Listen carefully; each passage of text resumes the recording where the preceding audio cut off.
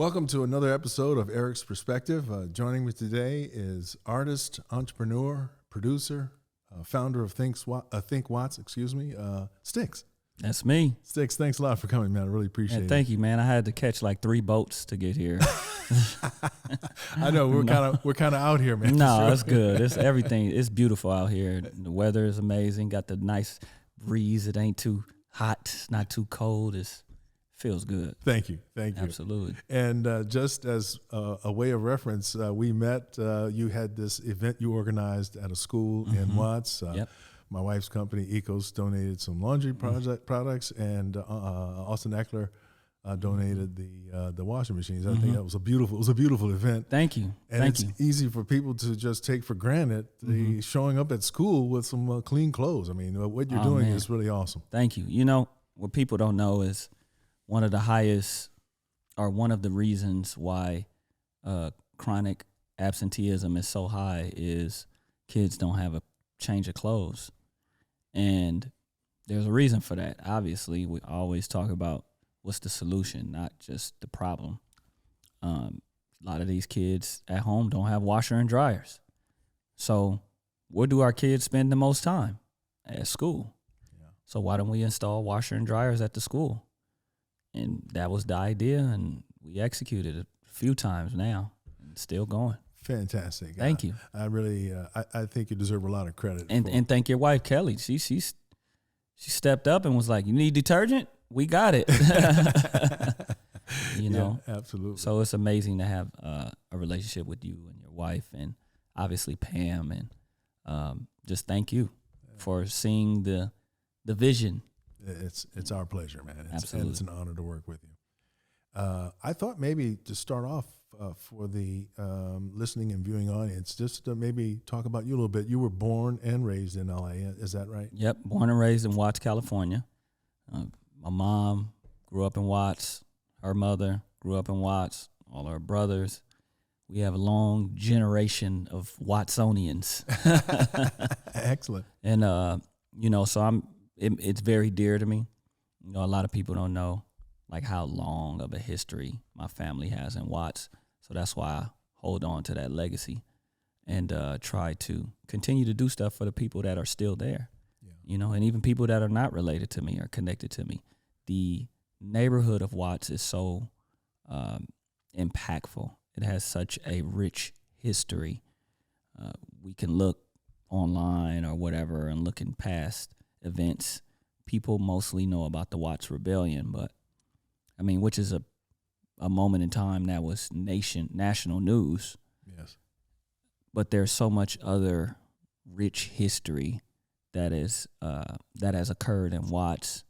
You know, the second migration's one of the biggest migrations in United States history. You know, a large percentage of people moved into Watts.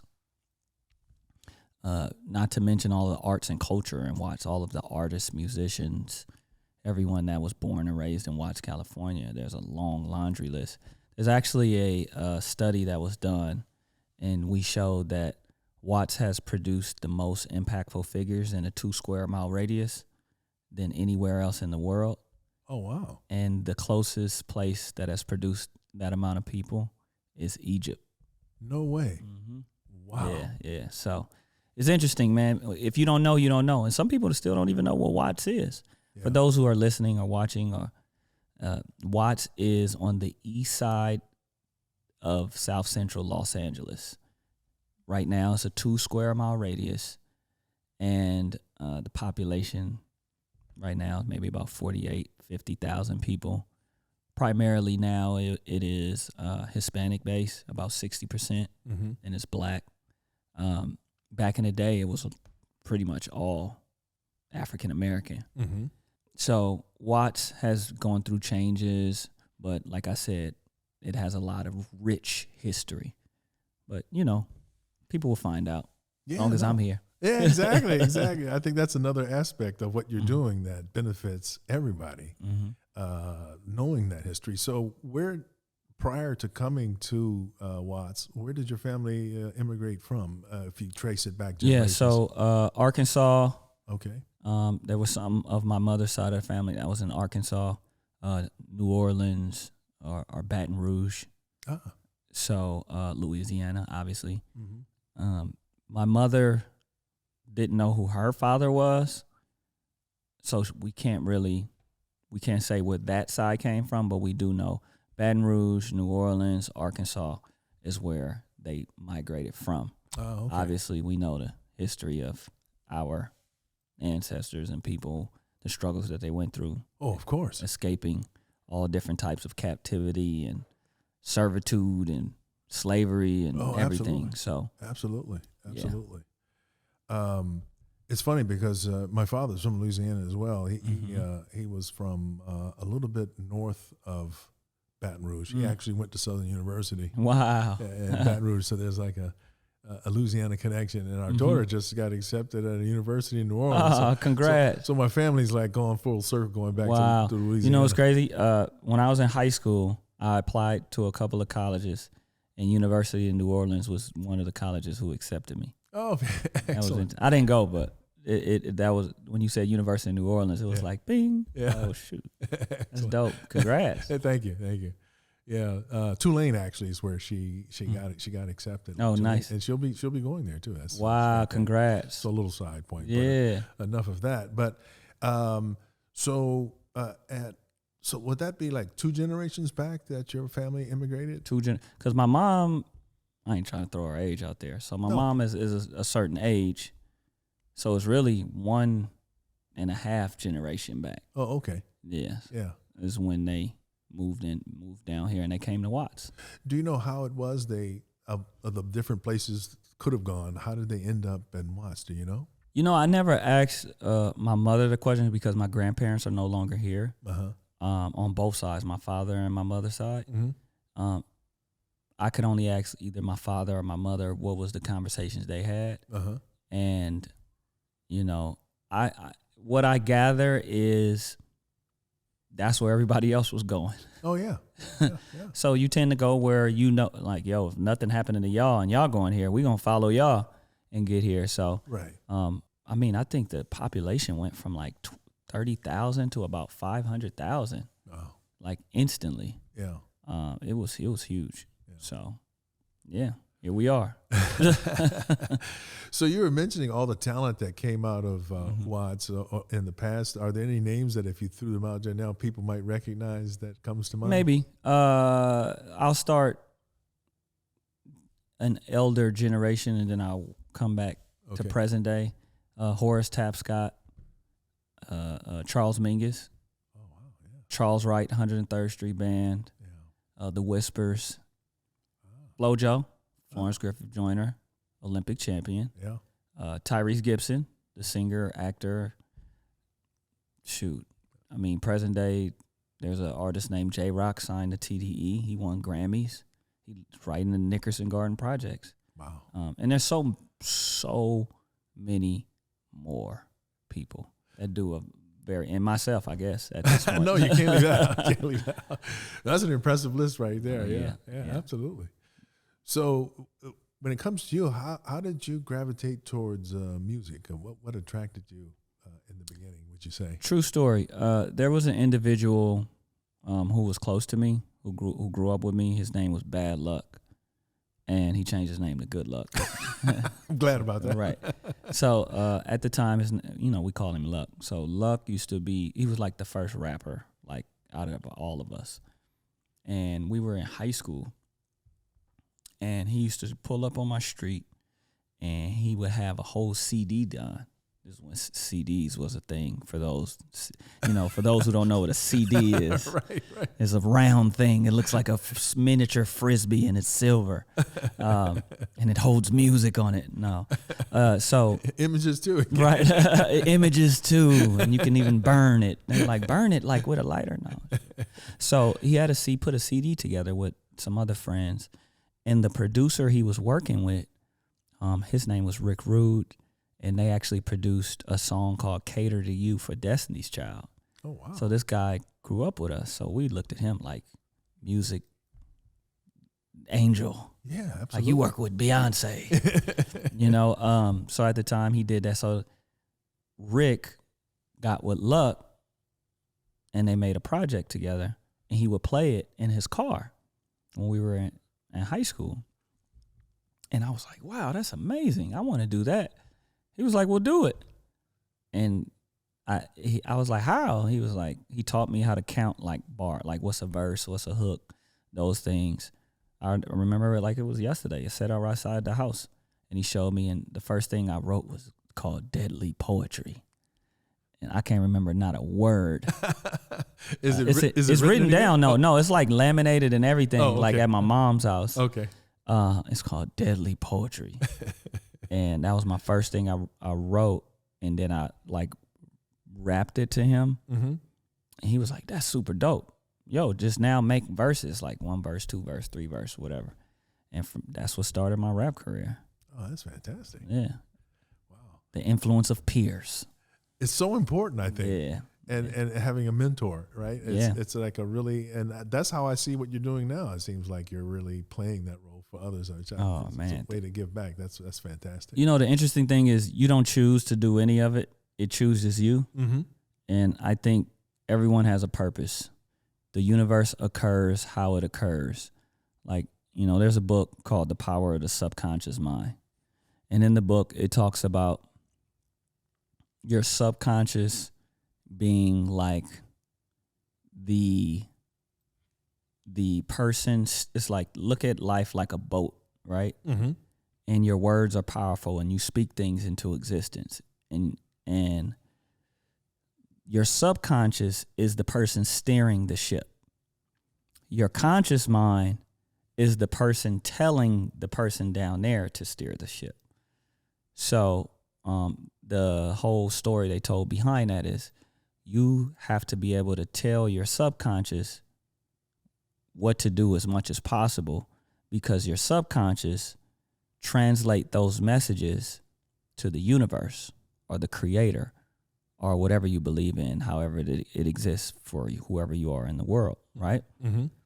And your subconscious forces the universe to unfold into what you're asking for. So that's why a lot of times it talks about be careful what you say. That's that saying, be careful what you wish for, you just might get it. Right. Like that's where that comes from, because it's the power of words. So I say all that to say, when I was younger, I remember I was like in the 6th grade or something like that. And I said, I got in trouble. I think I was about to get an F on my report card mm-hmm. for just not completely messing up in school. And one night I prayed to God, and I said, if you don't let my mom find out, I'll save the world. And I feel like God was like, oh, really? Okay. That's the bargain? That's the bargain? Cool. So my mom never found out that I almost got an F, and I ended up getting my grade up to a B, right? Oh, wow. That's awesome. So from there, I felt like, oh, man, this is real. Like, I can't let God down now. Right. So I just continued, you know, this is a true story. From that moment, I just always used to say, yo, I want to help people. I'm going to change the world. I didn't know how I was going to do it, but I always said I wanted to change the world. And I look at everything today, like, you know, sometimes I look at it, we'll accomplish certain things, and, you know, my wife, and, you know, my right hand, Diana, they will go, hey, this is amazing. Like, you got to enjoy this moment. Like, this is great. Mm-hmm. And a lot of times I don't really see it, you know, because I feel like there's so much work to do. Yeah. But you do got to take a step back sometimes and acknowledge. It's like climbing up a hill, and then you look back and be like, whoa, it's a long way down there. Yeah. I didn't realize I climbed up this high. Yeah. But you still look, and I'm the person who still looks up and be like, damn, it's so high up there in regards to all of the things that I want to do for people. Yeah. You know, so, but, yeah. That's beautiful, man. I really, and thinking back to what you were saying before, I think the subconscious is such a powerful thing. Mm-hmm. And I think one of the things when I was going through school that a lot of folks were talking about was paying closer attention to your dreams, which is kind of a window into your subconscious, as I would kind of regard it. Mm-hmm. And I think that's a very good exercise. Would you agree? Absolutely. Yeah. No, absolutely. You know, I think for people, you got to be intentional with words. You know, Yeah. it says in the book that your subconscious doesn't know, can't understand jokes. So it's okay. Obviously, I'm not saying don't joke and stuff like that. But when you're consciously serious about something, try your best not to give it a false direction. And what that means is, let's say you see a car, right, that you really want. Mm-hmm. Don't use the words, I can't buy that car. Right. Say, I'm going to get that car. I'm going to do what it takes to get it. Or the car is going to come to, like, use other words. Even if you feel like you can't afford it, but if you use the right wording, the universe will unfold. The subconscious goes, oh, that's what you want to happen? Okay. It communicates that, and then everything works for you. Yeah. And another important lesson in life that I learned is, during your journey, it never goes the way that you want it to go. It goes how it needs to go to help develop you into what you need to be to obtain the thing that you're striving for. Mm-hmm. We're never happy about the journey. Like, we're like, oh my God, it's taking so long. Or I wanted to be a successful rapper and be the most famous person. It's like, okay, you want to be a successful rapper? We have to first break down what success means. And success, honestly, really means taking care of your family. That's the aspect of success that a lot of folks may overlook, the responsibility part. Yeah. It's all of the rewards are wonderful and very attractive, but there's also that other aspect. You know, what I think a lot of people get sidetracked with or distracted with is vanity, right? Yeah. Is the want and lust for fame.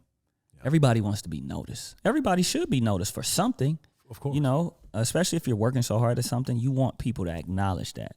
But sometimes we get sidetracked for the away from the greater goal, right? Our goal is success to the point to where we're comfortable. That's success. Mm-hmm. Not how many people are seeing me on Instagram or TikTok. Like, that's not success. That's a fraction of some type of success on something, but that's not generally success. So I think what helps, or what I've discovered, I'm not telling anybody what to do, but what I've discovered is you have to define what's success for you. I remember I was in a studio one day with a good friend named Omar, who manages Jaden and Willow Smith and works with Will Smith. And we were in the studio, and he was like, so, like, how far you want to take this music? I was like, I want to be bigger than Michael Jackson. And he was like, why would you set that kind of crazy goal for yourself? Like, why? So what happens if you don't reach Michael Jackson status? And I'm not happy. He said, so you going to be unhappy if you're not as, like, what do you mean big as Michael Jackson? What does that even mean? Like, I want the world to know that I'm the greatest artist. And he's just like yelling at me now at this point. He's like, you are foolish, man. That's not success. That's his success that he reached. But that isn't what makes him happy, that fame. He was happy in Neverland. You know what I'm saying? With Bubbles and his friends. And, like, that's happiness for him. Yeah. You know? He was like, you got to redefine success, man. And that, I'll never forget that conversation, because it helped. That was the tipping point and the starting point of when I started to shift how I looked at everything. Yeah. You know, so. That's, I think, excellent advice and a great experience to share with the audience. I think just to put it into perspective. Thank you. Yeah, because this is Eric's perspective right now. No. This is Stix' perspective. No, exactly. This is our perspective. No, excellent. And that's, I close each one of these episodes with thanking the guests for sharing their perspective. So, nice. So that's the whole point of this thing, is to bring in folks like yourself that can help everybody out in the long run. Oh yeah. You know, that's what. There's a book called The Moorish Science Quran, and it talks. There's a portion where it talks about, like, helping. Like, our goal is to, like it says carry the message to the four corners of the earth. And whatever, that message is in regards to, the Most High when you're talking about that book. So I pull my own interpretation and feel like our goal is to touch all four corners and help as many people as possible as you can, during that time while we're here. Because if you think about existence from the start of when everything started to now, we're like a blip in the time span of existence. Oh, yeah. Yeah, you mentioned earlier Egypt. I know you weren't necessarily referring to ancient Egypt, but when you think about that civilization occurred thousands of years ago. Exactly. And when you consider the lifespan of most humans is less than 100 years, that's a fraction of... a blip of existence of time. In comparison. Yeah, in comparison. So while we're here for that, because 100,000 years from today, will anybody remember any of us? Right. Well, they'll be doing archaeological digs, right? Finding these different fragments. Will we even be people then? Like, will we be digital images? It might be. You know what I mean? So, and will there be even an Earth? They might not even be the way we're going. You just don't know. So, while we're here, while we have the ability to, I think the goal is to help as many people as possible. And that doesn't always mean like be a philanthropist or a humanitarian. It's just help somebody with their day. Have a conversation with somebody. Give somebody some shoes or tie their shoe for them or whatever. It's just... Well, and like going back to how we met in terms of just something as basic and as simple as clean clothes. That's it.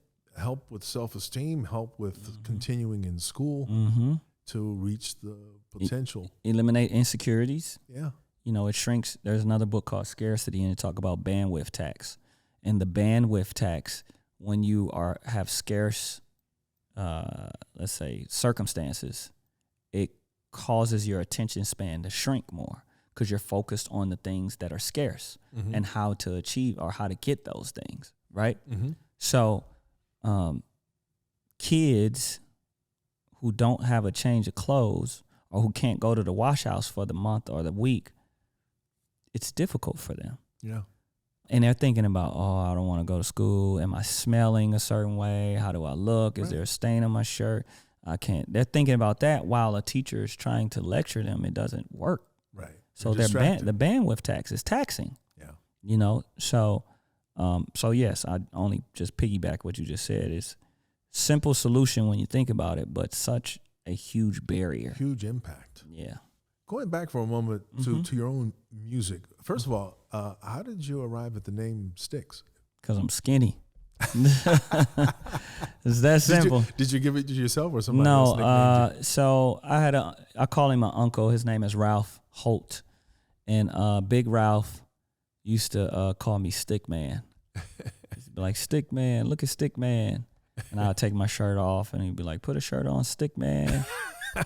And make fun of me when I was younger. Oh, but no, it was cool. Like it was. Hopefully, it didn't. No way. It was like rightfully so because I was pretty thin. Yeah, and so when I decided to start doing music after I got with bad luck or good luck now, and I needed a name, and I always used to say you're only as good as your name.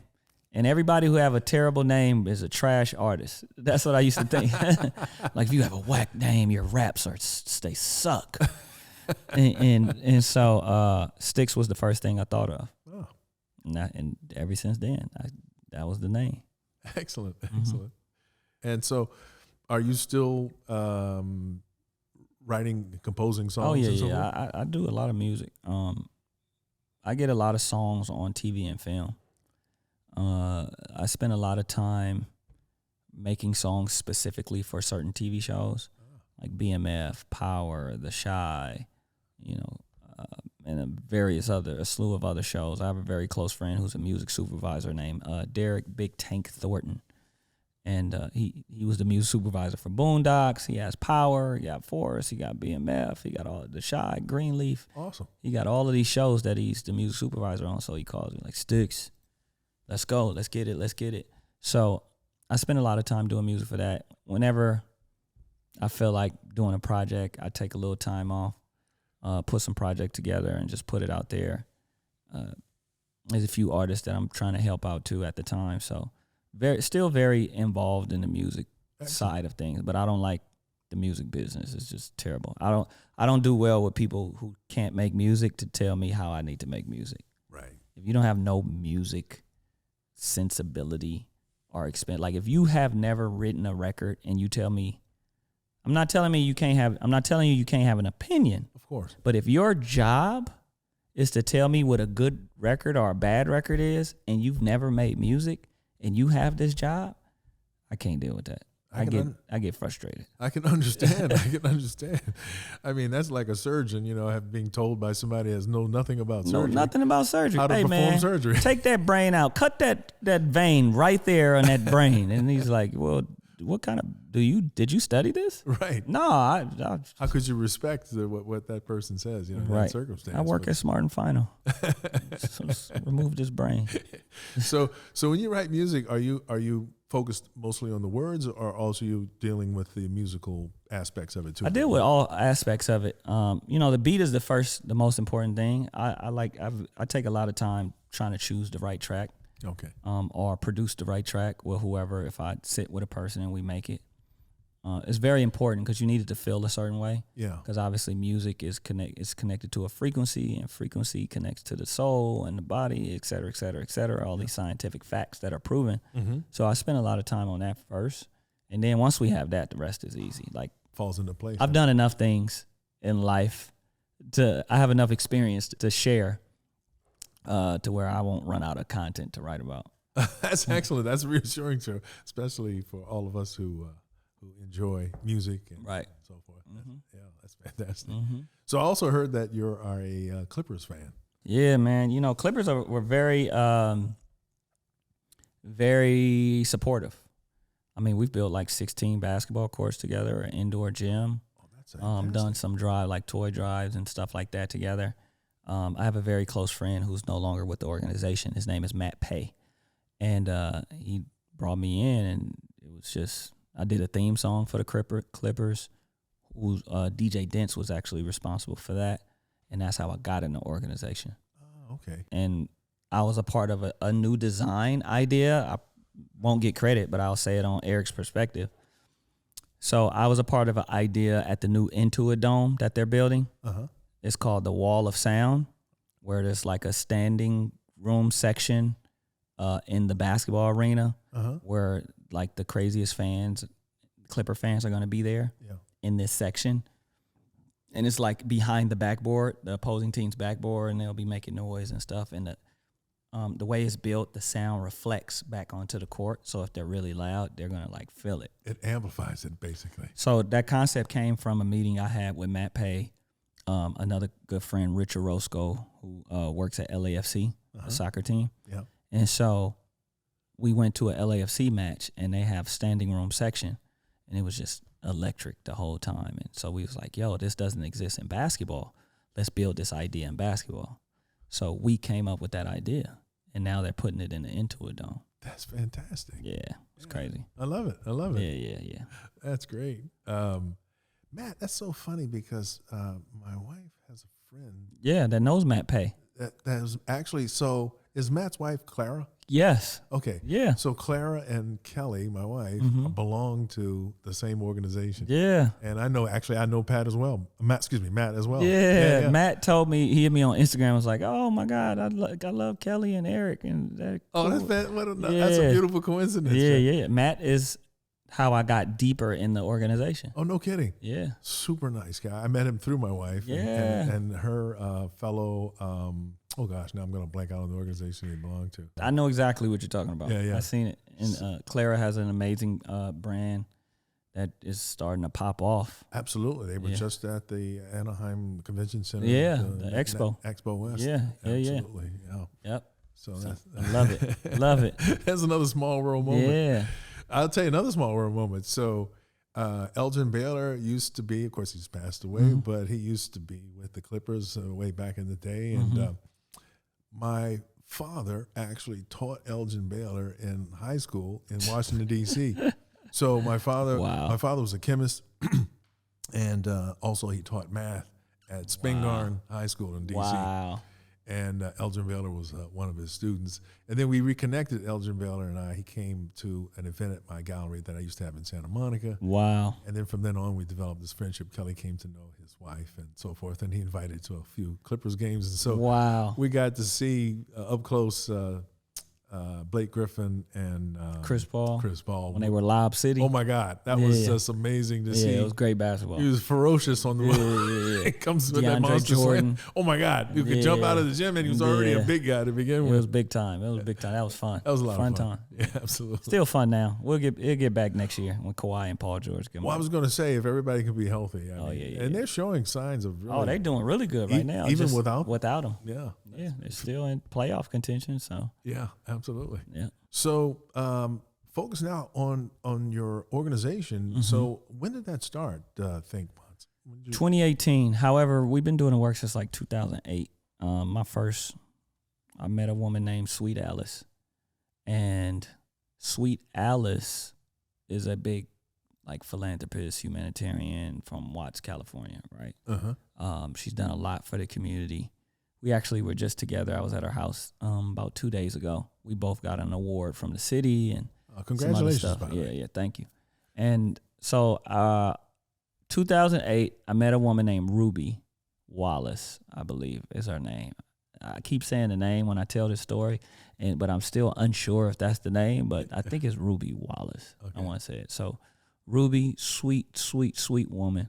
I don't know if she's still here with us, but I wish I could have found her because she is who got me started. Ruby, I used to have a conversation with Ruby, and I said, I want to like give back. Like I want to donate stuff to my neighborhood. And Ruby was like, let me call Sweet Alice. Oh, no, she said, you need to go see Sweet Alice. She's in Watts. And she said, Ruby was like, I'll call like, who was Bernard Parks was the chief of police? Chief of police. Yeah. But at this time, he was like board president over LA County. Okay. Board of supervisors. Okay. Yep. Bernard Parks. And she called Janice Hahn. Okay. Like Ruby knew this. I don't know. Ruby was just, I don't know what she did, why she was so resourceful. But Ruby, she was like, I'll get some toys and stuff for you from these board of supervisors. And I think Janice was I don't know if she was a councilwoman or if she congresswoman or whatever at the time, right? Mm-hmm. Or assembly member, one or the other. So anyhow, she got the toys and stuff from them. And then she said, go see Sweet Alice. I went to see Sweet Alice. And Sweet Alice said, meet me at this school tomorrow. I'm going to show you what we do. I ended up showing up at the school, and she gave out like 100 bikes. Oh, wow. To like kids. And I was like, wow, how did you do that? She was like, I got donors and stuff like that. I've been doing this for a while. And I was like, I want to do that. She was like, well, go ahead and do it. And I was like, but can you give me some bikes? She was like, you need to get your own bikes. And so I was like, oh, well, all right, I'll show you. And in 2008, during Christmas time, I did a drive at Ted Watkins Park. And we gave out toys. And I got a credit card. And I maxed it out on turkeys. And we gave out turkeys. A Capital One credit card. We gave out turkeys for Christmas time. Oh, wow. Turkeys and toys. And that was my first drive. And every year after that, I did at least one thing throughout the year. So if 2008, I would do like a Thanksgiving. 2010, I would do another Christmas thing or something like that, right? It was always something every single year until about 2018. That's when I made it official. It's funny because I started to do more things in the neighborhood, but it still, Think Watts Foundation wasn't a thing. I had Think Watts because of the music and the merchandise and things like that, right? Uh-huh. But Think Watts Foundation wasn't a thing yet. But I already started like giving back. And so I sat with, it's funny, I had a conversation with my dad and my uncle at the time. Merrick was in business school. So we're having a conversation, and I was like, you know what? I'm going to make this Think Wise thing official. Merrick, my Uncle Merrick, was like, hey, I know a guy. You need a 501c3. I didn't know what a 501c3 was. All I knew is I wanted a nonprofit foundation. So I got my nonprofit foundation on LegalZoom, and then not knowing that I needed the 501c3 status. My uncle is the one who told me. He said, you need a 501c3 status. I was like, how am I supposed to get that? He said, I know a guy who's in my class. I called this guy Kurt Graves. I'll never forget his name because he's very important in my story. I don't even know what Kurt Graves looked like. Oh, you just spoke to him? Just spoke to him on the phone. And, people charge astronomical prices for this kind of stuff. Oh, yeah. And Kurt was like, give me $600. I said, excuse me? In comparison, it's like $2,000, $4,000, $3,500, stuff like that. Yeah. Just to get my 501c3, right? Kurt was like, it doesn't cost. He was like, you can actually do this yourself for free. But if you want me to do it, I'm going to charge you $600. I said, wow. I took my credit card. And it's funny, at that time, 2018, I was like broke, right? 2018, I had about $900 left on my credit card.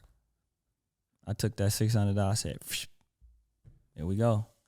And that was probably one of the best credit card swipes I've done in ever. That's fantastic. And he filled out the paperwork. 2 months later, I got the letter. This is your tax ID is non-exempt status, 501c3, blah, blah, blah, blah, blah, blah, blah. I'm telling you, after that day, everything started happening. Oh, wow. I'm talking about corporate people. Not because I called them. It's just because I was already starting to do work. Right. Everybody would call like, hey, you got a program that focuses on this? And I didn't, but I created it. So by filing it that way, it put you on some sort of a list or something like that? No. People were able to find you? The universe. The Oh, universal list. I got it. That's right. What you were speaking about earlier, yeah, basically. That's why I said. Putting it out there. It's like, that's why I always say, you can have a plan to do something a certain way, but it doesn't go the way that you want it to go. It goes how it needs to go. Yeah. Like in 2018, I didn't think, I knew it was going to be, whatever I do, it's going to be great. Yeah. I have that mentality first. However, I couldn't have told you in 2018 that I would have one of the biggest nonprofit foundations that's truly grassroots, that's respected by all of these different corporate entities. I couldn't have made that up. Like, I had no idea this was going to happen. Like, I got like 4 people that work with me, you know what I mean? And yeah. Like, programs, partner with huge companies, MasterCard and AT&T and Kaiser and you mentioned the Clippers. The Rams, the LAFC, the Dodgers. It's just, the list goes on and on and on. WSS, like, it's, I just can't explain it. I don't know. It just happens. And if you just do the work, it unfolds. That's beautiful. Thank you. And I'm glad to hear about that's a nice aspect to the story, that a person said, hey, for $600, I'll do what, He didn't know what. I called him like last year and he didn't even remember who I was. No kidding. Yeah, because somebody else wanted a 501c3.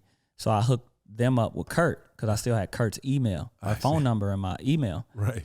And I said, Kurt, it's Stix, Think Watch Foundation. You helped me set my thing. He was like, he didn't remember. I don't remember, but hey. It's crazy.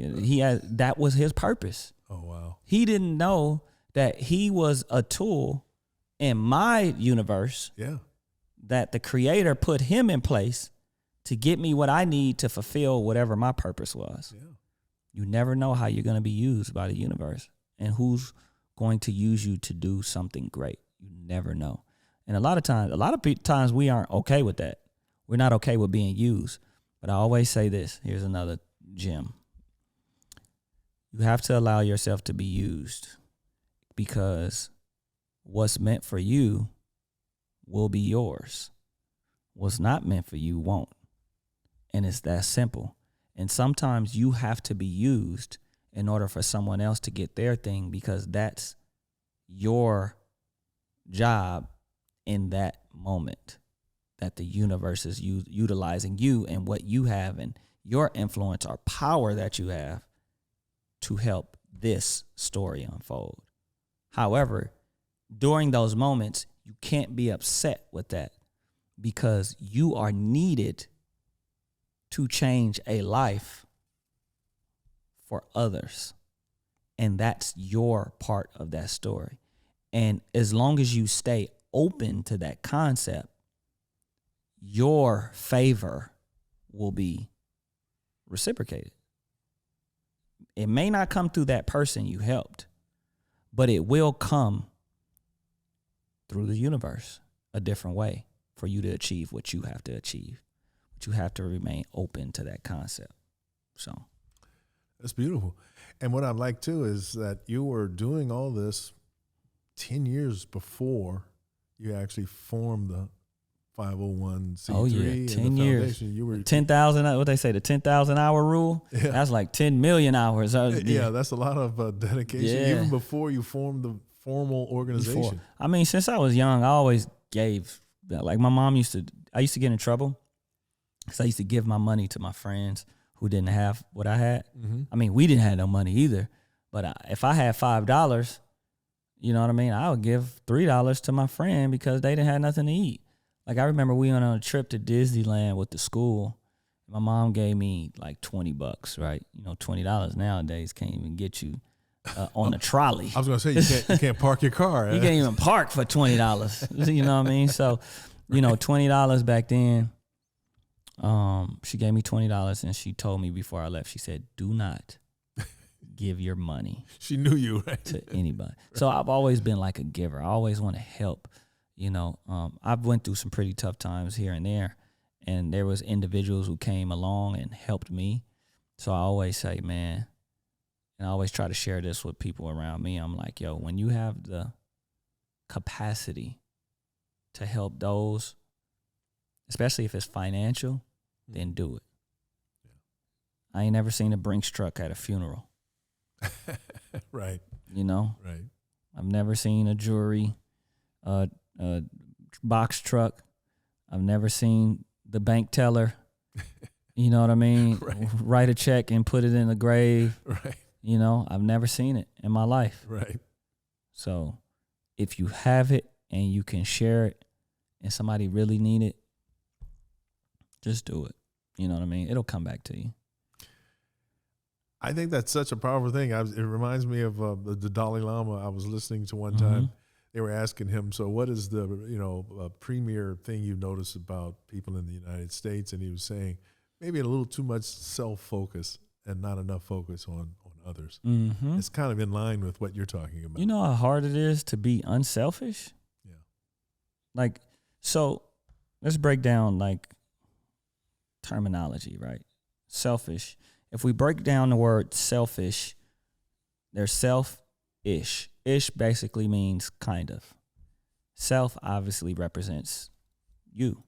So what comes first? The self-ish. So if you're selfish, you're focused on self, kinda. If you really pay attention to the word, it's actually telling you to give up some of yourself for other people. Oh. But if we don't pay attention to that, then you miss the whole concept. So like I said, with me, I try to be intentional with words and look at words for what they are instead of overlooking what they really mean. Because both of those, self and ish, both have a meaning. And if you put those meaning together, you actually get the message. You know, that's interesting. It's back to the whole idea about the power of words again. Yeah, absolutely. You mentioned before working with the Clippers and having a basketball courts installed, and we've already talked about the washing machines and so forth. But can you just think of a few other things that you've done that people should know about that have helped? I mean, just even if it's a handful of things, just so people get a sense of what's the kinds of great things you're doing. Man, well, we've fed thousands of people, with food boxes filled with like produce and different things like that. We've done murals at schools. Obviously, we know what that does to the neurological brain patterns and how it enhances and helps people's ability to learn and different things like that. You know, we've taught them finances. We do financial literacy, which is extremely important. Yeah. Huge. We've helped entrepreneurs become a better business. We have an entrepreneurship program. We've helped produce a few jobs. We've helped,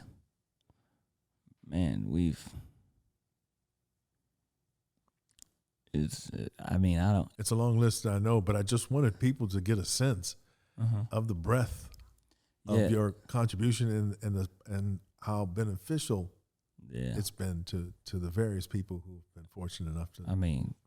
Sports programming, people who wouldn't be able to afford to go get training in soccer and all of these different things. We do it for free. I think I remember too. Correct me if I'm wrong, but at that same school there was like a music studio. I think. Oh yeah, music studio at Markham. Yeah. You helped put that together. Yeah. I was a part of. There was a few other people who were more instrumental, but I definitely was a part of like putting it together. Yeah. And they put a mural of me inside of the studio, which was amazing. It was a surprise. Very nice. Water. We've installed water boxes that pump fresh filter water from the piping system. There's a lot of lead in the community of Watts. No kidding, because much publicized issue in Detroit where they had all that huge. horrible water. And you consider the impact of lead on human health. You lose 12 years of life living in Watts because of the water. Oh my God. It's a LA County report that exists right now. You can look it up. You lose 12 years of life. 12 years of life. And imagine too, it impairs your ability to learn. Oh, there's a long laundry list of birth defects, autism, cancers because of the water. Just simple thing, water. And basic to human health. Oh my goodness. So we've installed some water boxes out in Watts to help with that, where people can get free, fresh filter water that come right out the piping system. Oh wow, so there's a lot. There's some stuff, man. We clothing drives, toy drives. We support teachers. We've given out like teacher supplies to teachers, like printer papers and all kind of stuff, man. And, that's the thing. Teachers, by the way, I have my parents both were teachers, so I have this kind of special affinity. Yeah, they're like the unsung heroes. Oh yeah, that's why every semester we try to do these teacher supply drives. Yeah, where we donate printer paper, paper clips, staples, calculator, whatever, all of these different things, and we bottle of wine and we give it to the teachers. Sure. Because teachers have to spend their own money for their supplies. I was getting ready to say, I have a friend who's an arts teacher, and she was traveling around, so the arts budget, and I'm from the arts, so I have this special sort of axe to grind whenever there's a budget crunch, the first thing that seems to go is the arts every time. And so she was at first at one school, and then they had her moving around to different schools, and I just remember throughout her almost entire career, she was like that. She was buying the materials herself on a teacher's salary. Wow, man. And that's not like the biggest salary ever. No, exactly. It's not like there's a lot of extra income. And so every year we try to help out the teachers, man. That's beautiful. And it's because it's tough. Yeah. And so, everybody else focuses on like backpack drives for the students. And the kids need their stuff, but the teachers have to teach the kids. And if the bandwidth tax is taxing the teachers, how they're going to perform to the highest ability to teach the kids? They can't. They're worried about kids who don't have supplies, or they're worried about, I can't print anything out to pass my workbooks or whatever the teachers have to do, or I don't have any paper clips or tissue or whatever. So we take care of all of that for the teachers. That's fantastic. Yeah. And necessary. Absolutely. Yeah. So what's on the horizon in terms of the thing? Well, obviously craziness, a lot of more of the same. But no, we're working on some really big projects on the foundation side. I have a really big project that I'm excited about. We've been invited by the mayor of Lancaster, the city manager, city management team, council member, Daryl Doris, Jason Claude, Rex Paris, to build out programming, and they have bought into my concept of a trade school available for community that they're going to fund. They're going to provide me the land and the space to build a trade school that focuses on creating jobs for EV charging, hydrogen fueling, and construction. Oh my God, it's awesome. There's going to be a lot of development going on in the city of Lancaster, so they want to hire people. They want to hire people from the community of Lancaster to do the work.